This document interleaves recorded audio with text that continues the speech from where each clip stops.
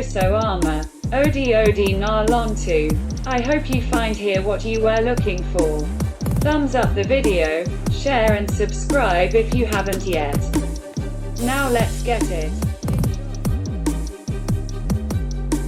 The 9 levels of the Maya underworld are governed by the Bolan Tiku, consisting of 9 ruling deities.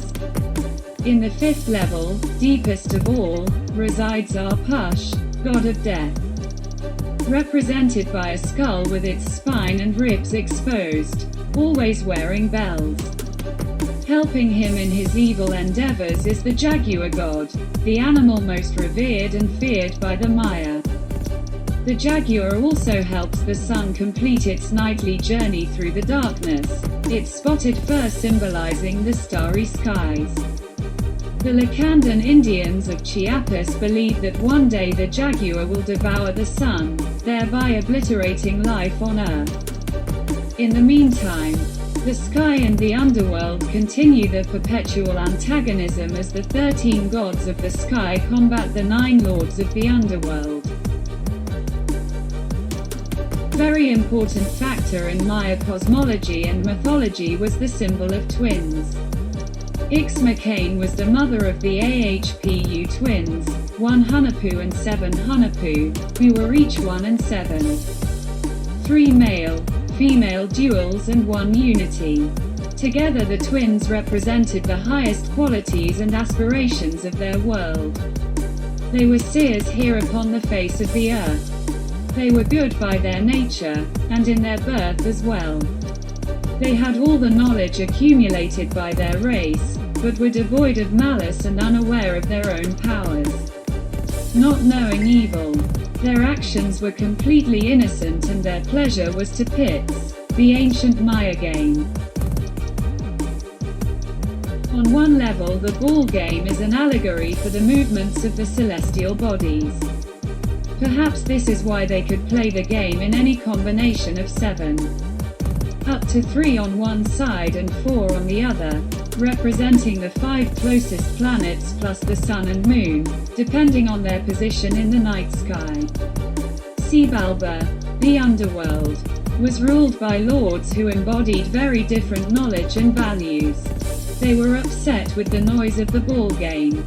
So they issued an invitation to the boys to play a game against them in the bowels of the underworld, with the intention of killing them. What is happening on the surface of the earth? They are just stomping about and shouting. May they be summoned here therefore. They shall come to play ball, and we shall defeat them. They have simply failed to honor us.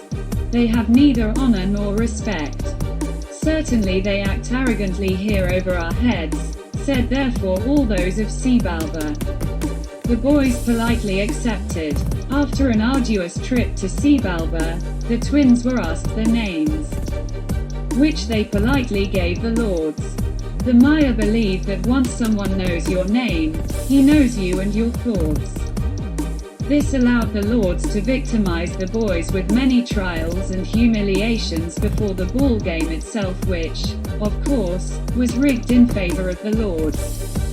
After losing the game, the twins were decapitated and their bodies buried under the surface of the ball court, except for the head of 1 Hunahpu, which was hung on a calabash tree at the entrance of Xibalba as a warning.